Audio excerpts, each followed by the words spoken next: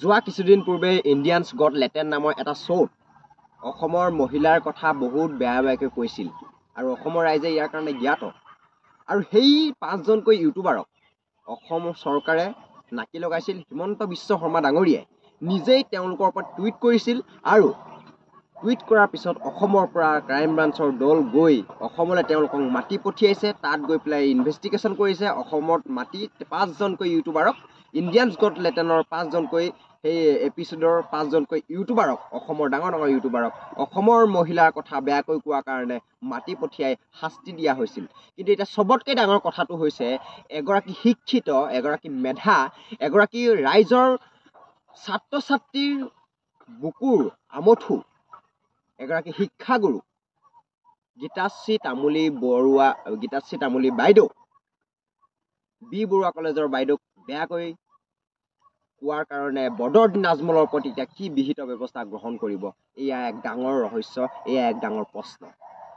হয়, যিদৰে 5জনকৈ যুৱকক ইয়ালৈ মাতি পঠিয়াইছিল, অসমলৈ মাতি পঠিয়াইছিল অসমীয়া মহিলাক বেয়াকৈ কোৱাৰ কাৰণে, ঠিক সেইদৰে এই বদৰুদ্দিন আজমলৰ নিচিনা এই এটা কেনেকুৱা ধৰণৰ মানুহ, এজনী মহিলাক যি সন্মান কৰিব নাজানে, নাৰী জাতিটোক যি সন্মান কৰিব নাজানে, এনেকুৱা এজন মানুহক অসম চৰকাৰ তথা আৰক্ষী প্ৰশাসনে কি পদক্ষেপ ল'ব, এয়া হ'ব সময়ত লক্ষণীয়। কাৰণ বি বৰুৱা কলেজৰ গীতাশ্ৰী তামুলী বাইদেউক এই মন্তব্য কিন্তু কোনো ভাষাৰে গ্ৰহণযোগ্য নহয় আৰু কেতিয়াও মানি লোৱা নহ'ব।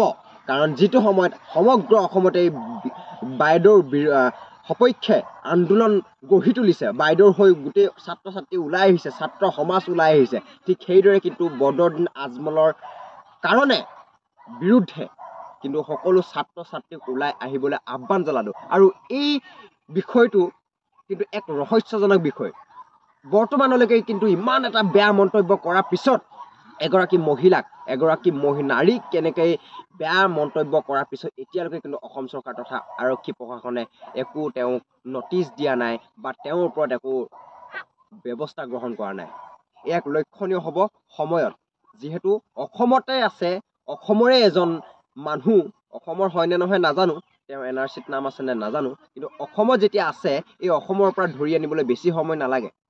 কিন্তু এতিয়া হ'ব সময়ত লক্ষণীয়, হ'ব সময়ত ৰহস্য ভেদ কৰিবলৈ আপোনালোক সকলোকে আমি অনুৰোধ জনাইছোঁ, এই ৰহস্য ভেদ কৰক, সকলো ছাত্ৰ সমাজ ওলাই আহক। যিদৰে চৰকাৰখনৰ এগেইনষ্টত আপোনালোকে মাত মাতিছে, ঠিক সেইদৰে কিন্তু বদৰুদ্দিন আজমলৰ নিচিনাই আঁঠুৱা তলৰ মূৰটোৰ ওপৰতো মাত মাতক। ধন্যবাদ। জয় আই অসম।